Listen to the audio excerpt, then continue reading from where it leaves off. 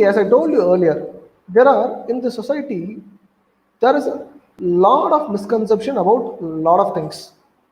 Okay, so today I thought let me at least break all the misconceptions about mutual funds. Okay, so others maybe they should think for themselves. So now we are going to break all the misconceptions about mutual fund. Misconception one: it is difficult to take your money back once you invest in mutual fund. Are Baba, who told that? They are even like some person has come and told me.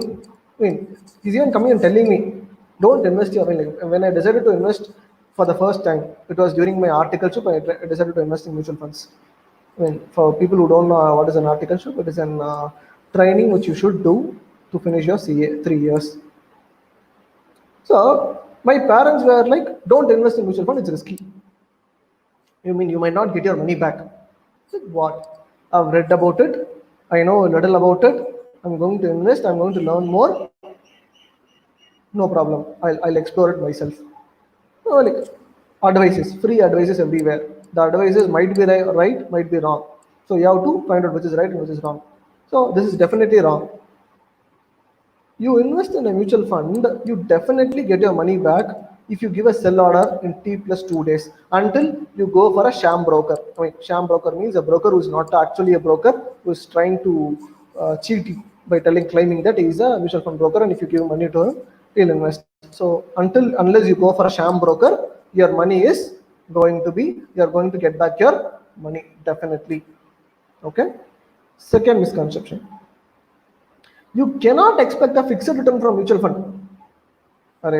Already we discussed all types of mutual fund. Okay, there is something called as, we'll also be discussing further. So there is something called as fixed maturity plans, or there are certain mutual funds which offer you a fixed return at the end of the maturity period. There are plans like that. So if you opt that kind of mutual fund, yeah, definitely you are going to get a fixed return. So no one can tell that it will not give you fixed return.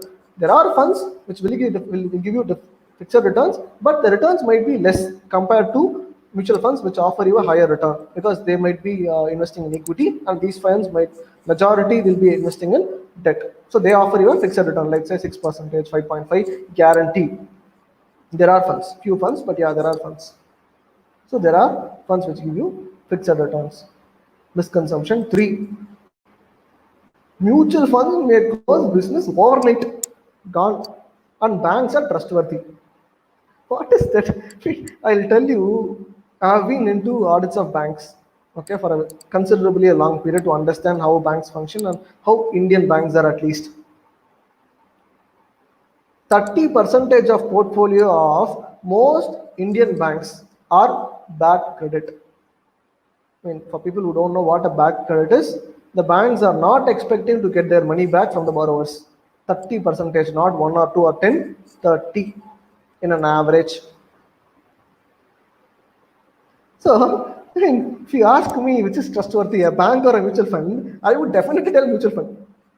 Okay, because at least the fund managers are responsible and they are highly professional, and they do a lot of scrutiny before investing in any company. So, and these mutual funds have to undergo a scrutiny or a continuous, they are under a continuous purview of SEBI and RBI. So two controlling authorities always keeping an eye on them. There is no way that a mutual fund company can close its business overnight and go with the money of the investors. Misconception 3, I hope I have broken that.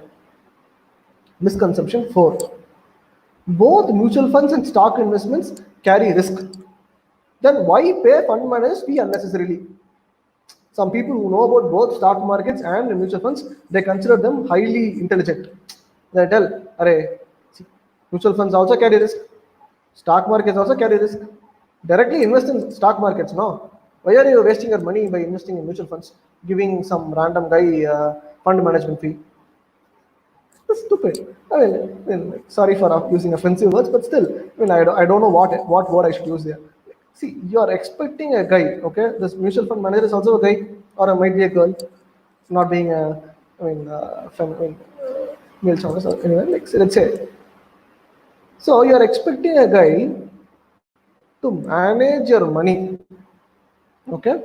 And this guy, most of the fund managers get up in the morning and even before brushing their teeth, they take a look at their news of companies or relevant industries which their portfolio has been invested. Only after that they go and brush their teeth. Okay?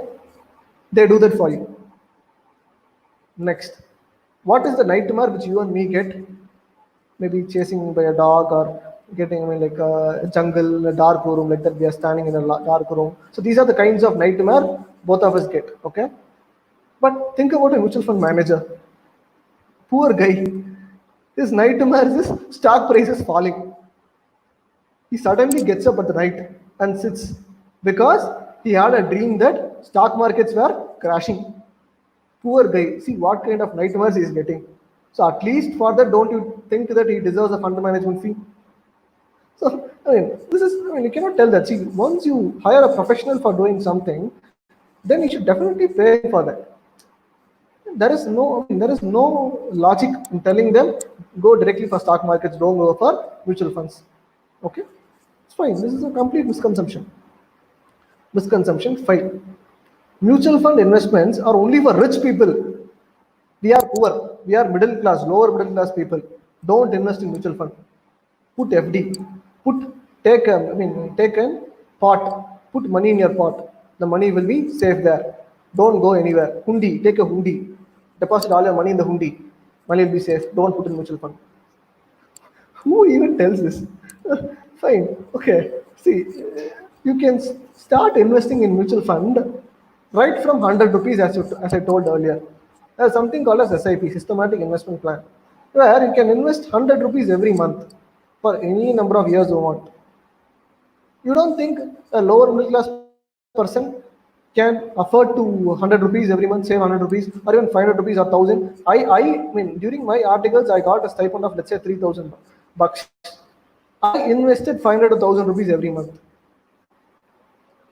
I was the most poorest guy at that point of time. Anyone can invest in mutual fund, and my money was safe. It's completely fine. I got a positive returns. I'm happy. It's for everyone. Anyone who wants to make a better returns than your banks, mutual fund is for everyone, not just for rich people. It is for middle class people, lower middle class people. It's fine. They can invest. No problem. There are options and plans. Misconception 6. I think this is the last one. Yeah. You can invest in mutual funds only if you are ready to invest in long term. Then it means that guy or girl doesn't know about mutual funds. We saw different kinds of mutual funds. Different kinds of mutual funds are with different kinds of term of investment. Maybe in equity fund they might be right. Only if you invest in long term, you might get a good returns or a positive return. But for liquid funds, I do this. Okay, I am doing this. What I do is, if I have a surplus of, let's say, 10k, 5k, if I have, I'll park that 5k in liquid mutual funds. Fine. Whenever you want, take it back. No problem. You'll get a better returns than whatever your bank offers. So it is not just for long term. It is for every term. You should just choose the right type of mutual fund. That's all.